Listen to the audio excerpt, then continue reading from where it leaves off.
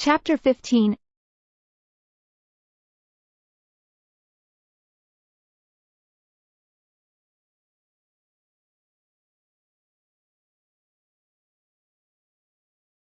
Herbalife, entrepreneurs.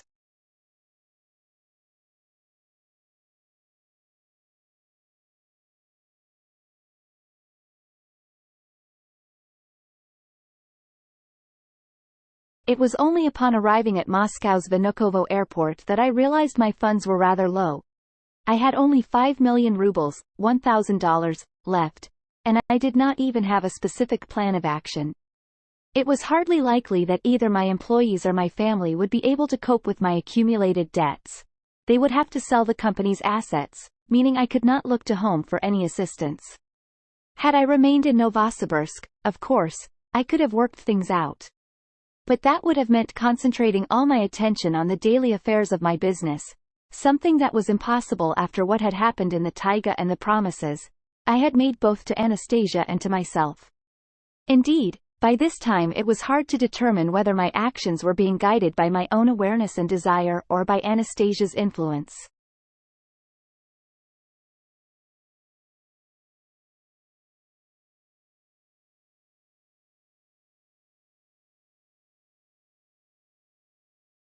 One thing was crystal clear. I was bankrupt. Having witnessed countless similar situations among my colleagues, I knew there was nobody I could turn to, either friends, relatives, or former employees. They would all avoid you like the plague. You can spend 10 years of your life being a hero and then just one little mistake can put you in the doghouse and make you a non-person, despised by everyone you know. It's happened to a lot of prominent entrepreneurs. In a situation like this, you can only hope for yourself and your own ability to find a way out of a dead-end predicament. After leaving my bag, containing a sweater, some shirts, and a few other trifles, at a hotel, I started tramping around the streets of Moscow. I tried figuring out what it all meant, everything Anastasia had said about Russia's entrepreneurs. The first thing that struck my eye in Moscow this time was the activity of the so-called Herbalifers. Neatly dressed people stood in the tunnels leading to metro stations in the city center, haranguing passers-by with job offers. With a foreign firm, as they said. They were luring them with promises of huge earnings and opportunities for promotion.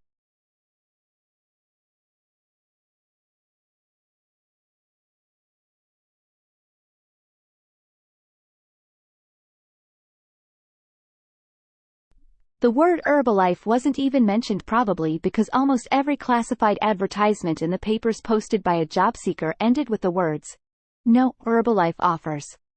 Still, they stood there, wearing "Work for You" buttons and handing out flyers from some foreign firm, stubbornly urging people to at least come for an interview. Later I learned that those responding were subjected to intense psychological conditioning, with special emphasis on 2 points dear to the heart of the average Russian.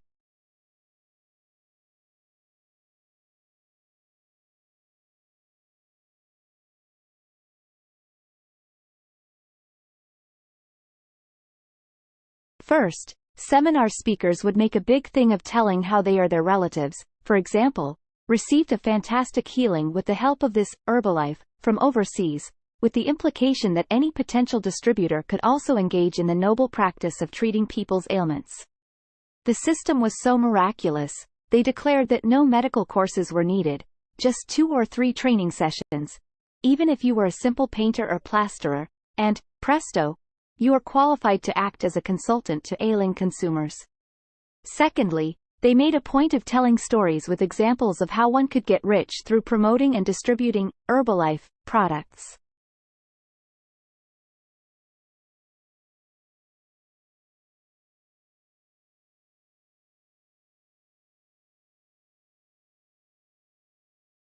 This meant buying at least one package for starters, with your own money, then finding someone else and convincing him in a one-on-one conversation of the fantastic benefits of using Herbalife, then selling it to him at a slightly higher price. At the same time, you needed to keep recruiting more distributors, getting a percentage from each new recruit. The more recruits you attracted, the higher you would rise in the hierarchy and the more money would accrue to you. You would reach a point where you wouldn't yourself have to do any of the actual distribution work. As an entrepreneur,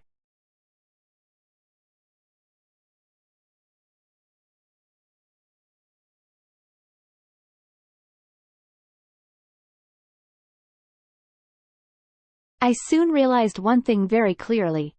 Money did come showering down in a rain of gold, but only for the person at the very top of this pyramidal system and his closest collaborators. The whole long chain of distributors, divided into so-called levels, survived only thanks to each level benefiting from its own price markup, and it was all paid for by the one at the very bottom, the consumer who believed in the miracle properties of the product.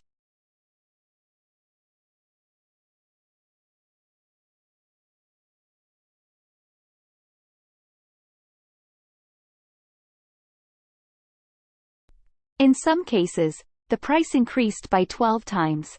The actual distribution keeps rolling along non-stop, thanks to the huge number of agents using their own accounts of healing to win the trust of their fellow Russians and make them believe in the miracle properties of Herbalife. A system like this is capable of selling even the ashes from one stove.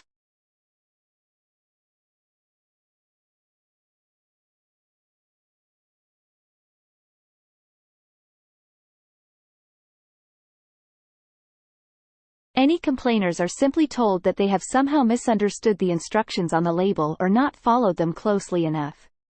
This system is especially effective in our country, where people are accustomed to getting the most reliable information from trusted friends and acquaintances rather than through official channels. There is no point whatsoever in discussing the advantages or disadvantages of the Herbalife products themselves.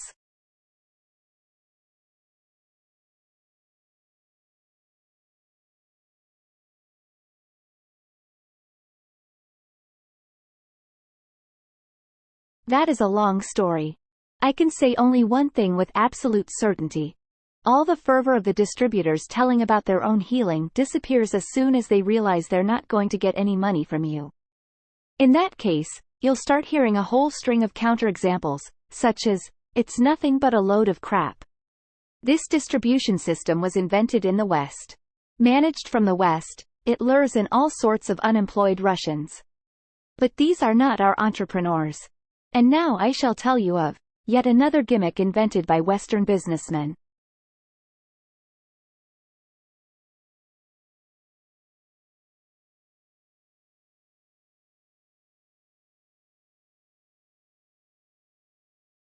Chapter 16.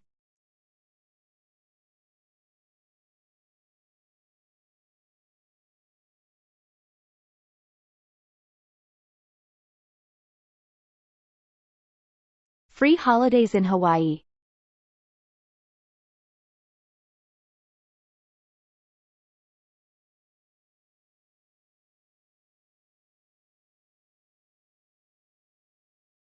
If you should be stopped on a crowded Moscow street by smartly dressed young people, some of whom speak with an accent, inviting you to a presentation by a foreign firm with your own reserved table and free lottery tickets, offering you the opportunity to win a gold watch or even a free trip to Hawaii, you can be sure that you will be guaranteed a free trip.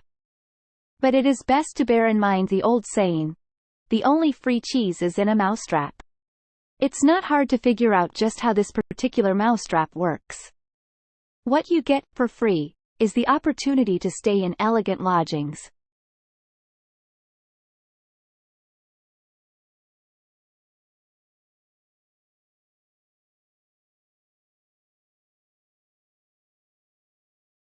Upon arriving, you discover that they really do look like the photos in the brochures.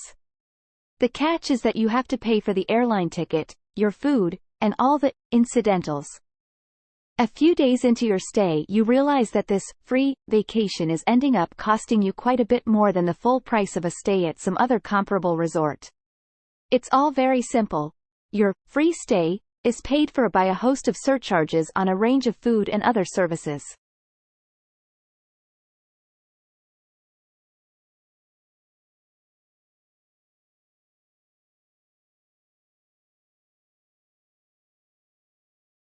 These surcharges cover, by the way, the agent standing on the street corners and the so-called free presentation, the color brochures they hand you, not to mention the company's profit. Of course, for those with lots of money to spare, it doesn't make too much difference. The only bad thing you might feel is the unpleasant sensation of being made a fool of.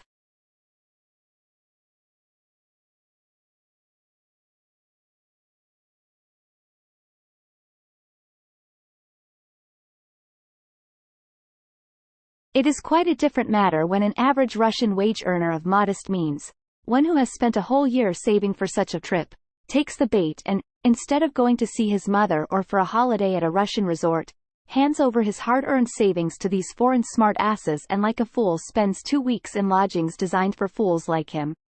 Gentlemen from abroad, where did this attitude of disrespect for us Russians come from? As I was looking at the sales kiosks on our streets filled with imported goods, even imported bottled water,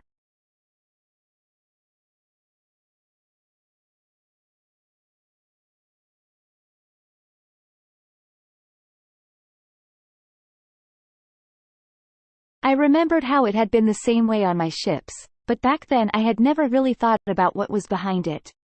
I was listening to radio reports about the suspicious quality of the chicken legs on sale all over the country, as well as about bottled water with fancy labels promoting its healing mineral properties, belying the fact that this stuff, sold in our stores, was simply tap water with suspicious additives.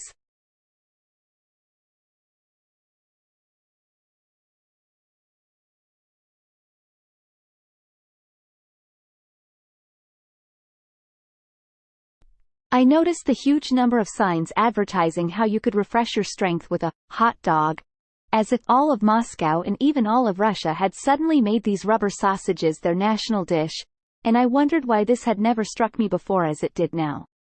I remembered the respect and enthusiasm with which we'd greeted visiting entrepreneurs from abroad at the beginning of Perestroika.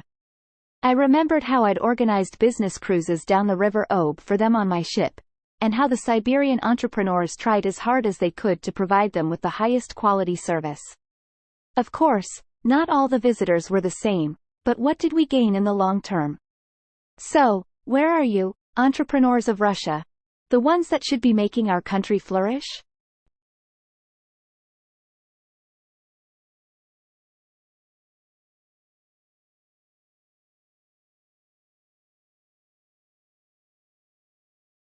Chapter 17.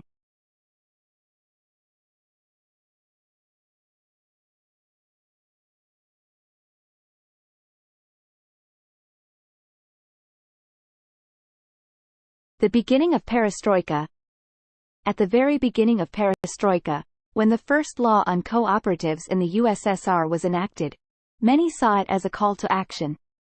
And a lot of young people, as well as many not so young but invariably full of energy and desire to really do something for themselves and their country, literally threw themselves into the fray, and immediately found themselves surrounded by a hostile, pestering crowd. Down with them!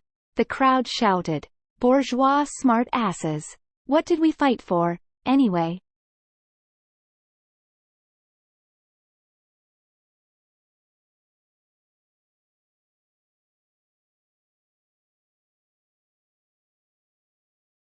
And even though many of Russia's pioneer entrepreneurs ended up working round the clock, pouring in a colossal amount of energy, not to mention their unique wit and inventiveness, hardly any of their efforts met with so much as a thank you. The modicum of support they required was usually provided only by intercommunication and interaction with each other. Then a concept was born. It literally came out of thin air, the idea of creating a union of USSR co-operators. I was part of the pilot group initiating the project, along with the well-known Russian entrepreneur Artem Tarasov.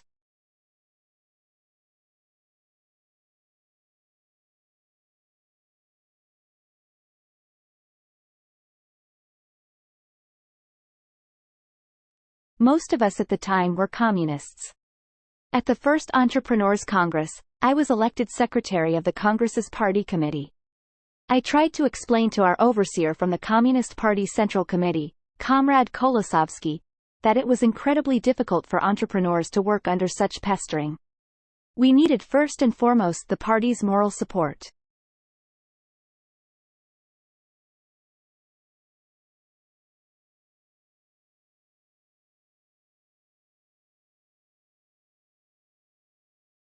But I soon realized that we were going to be facing hostility and pestering from a segment of the ordinary public, as well as high and low-ranking officials, for a long time to come.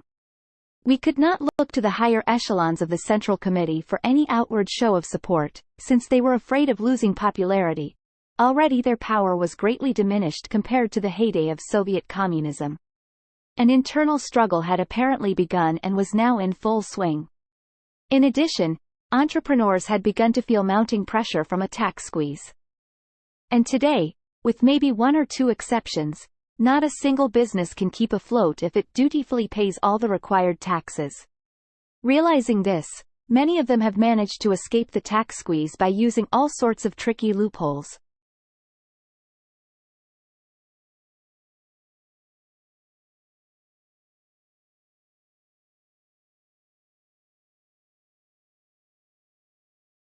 But in doing this they have landed themselves in an even more precarious situation, being outside the law.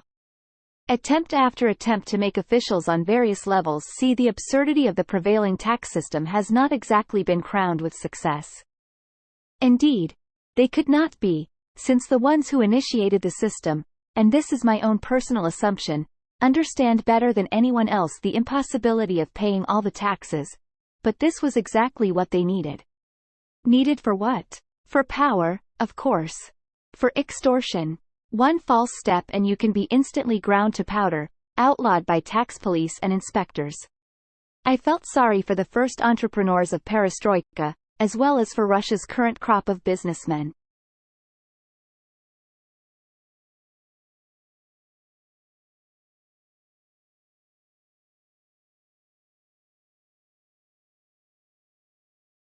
I decided to do for them whatever lay within my powers.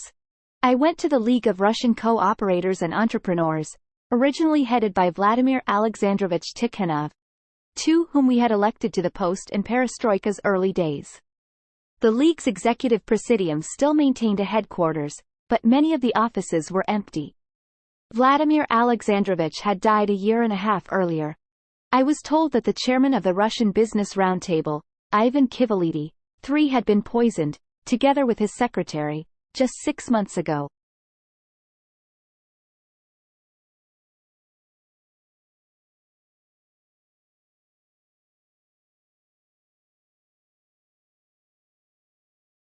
Artem Tarasov had resigned from the League, and the organization's membership was only a shadow of its former self. Thanks to my acquaintance with one of the 3 remaining League executives, my request for space in one of the empty offices was granted, along with 2 telephones, a computer, and a fax machine. Since the League had no organizational funds available, I was pretty much on my own. To save time and hotel expenses, I used the office for my sleeping quarters as well. I was awakened every morning at 6 o'clock by the arrival of the cleaning lady, and the absence of a TV allowed me to work most evenings right up till midnight. This sudden shift in living conditions, from a luxury ship's cabin, where anything I wanted to eat or drink was only a bell ring away, to a drab office not designed for living accommodation, in no way embarrassed me. In many respects, it actually afforded me greater opportunities to pursue my work.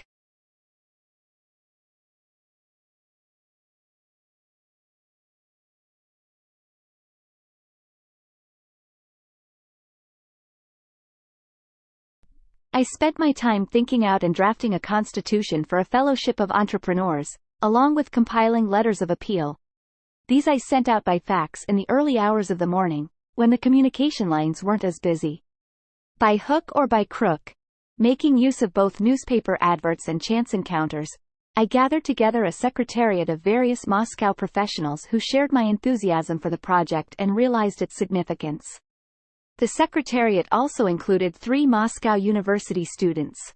First there came Anton Nikolaikin, who had been called in to fix a broken computer. Later, after learning of our work on organizing the fellowship, he brought along 2 of his friends, Artem Semyonov and Alexei Novichkov. They immediately began work on encoding the electronic version of the Golden Catalogue of Russia, for which they were able to put together a highly professional computer program.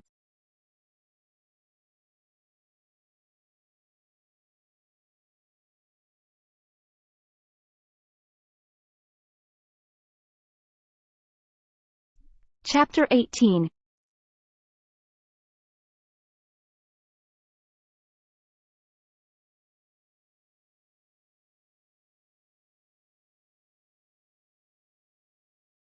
Fellowship of Russian Entrepreneurs.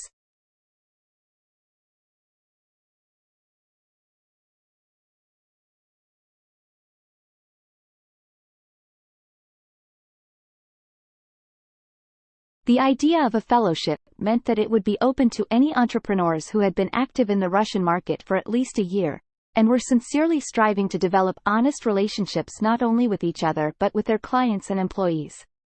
Representatives of various nonprofit societies tried to persuade me that today's entrepreneurs were cool with the idea of any form of organization, that the age of faith-based euphoria had passed, and that membership in societies one could join simply by paying a modest fee had diminished catastrophically.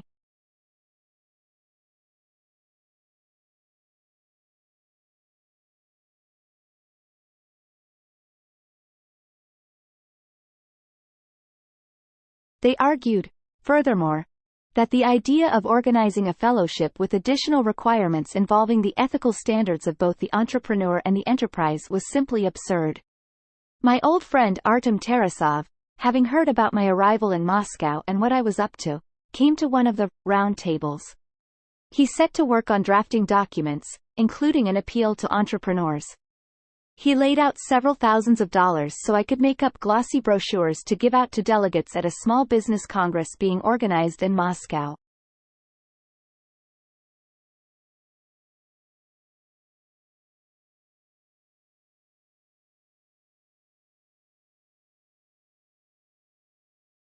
But the Congress organizers decided not to allow any brochures on the fellowship to be handed out, no doubt fearing competition from us. As a result, secretarial staff and students positioned themselves just outside the entrances to the Rossiya Hotel, trying to hand delegates folders containing the brochures. They stood there withstanding both the cold and attempts to chase them away by the militia, who thought some kind of illegal selling might be taking place. Artem Tarasov still managed to take a package of brochures into the Kremlin Palace of Congresses, where the Congress was being held, though, unfortunately, only a rather small quantity. The operation we had placed so many of our hopes on ended in failure.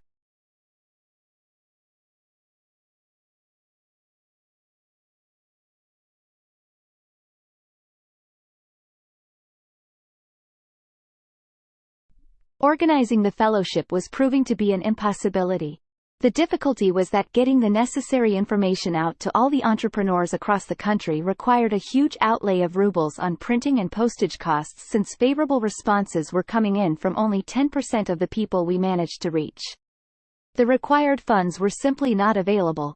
Besides, the League executive kept back a portion of the membership fees as office space rent, as they had no other source of funds.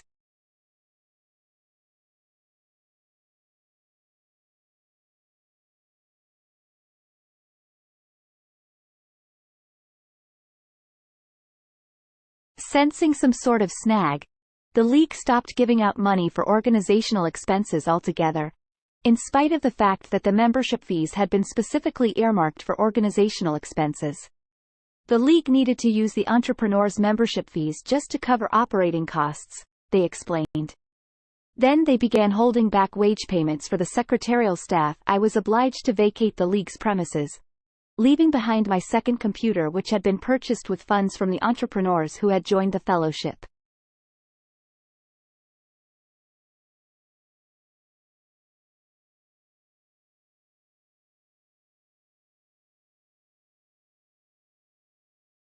How come?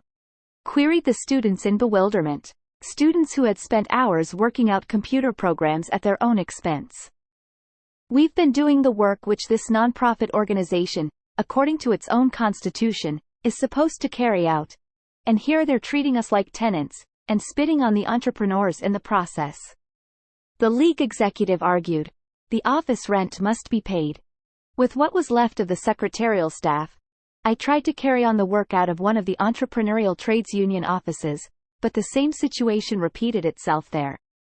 After getting to know the leaders of several nonprofit organizations, I suddenly realized that they all had titles, but no membership, something like the so-called sofa parties, 3 existing only for the benefit of their executives.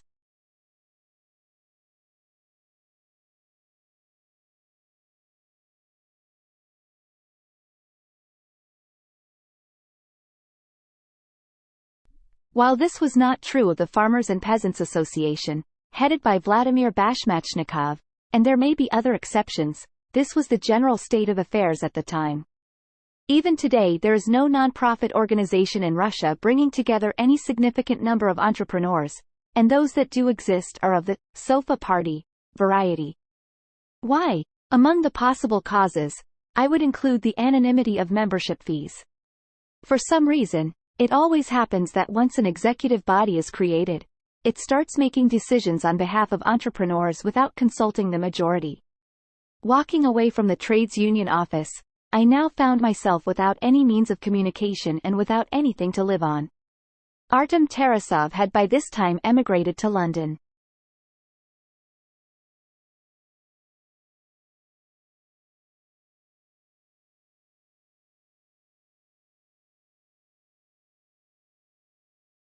He had tried to get himself on the ballot for the Russian presidency and had spent billions of rubles collecting the required signatures, but when the Central Election Committee invalidated most of those signatures, Artem was obliged to look after repairing his own financial affairs. The local residents working in the secretariat, not receiving any pay, were obliged to quit. I was left all alone. Or rather, I thought I had been left all alone. But 3 Moscow students weren't about to abandon the work they had started: Anton, Artem, and Lyosha. Anton actually used his own holiday savings to pay the monthly rent on an apartment for me. They were willing to wait until I sought and found a way out of my present circumstances and could continue my work on creating the fellowship. They had got caught up by the whole idea. They believed in it. But I could see nothing ahead but a dead end.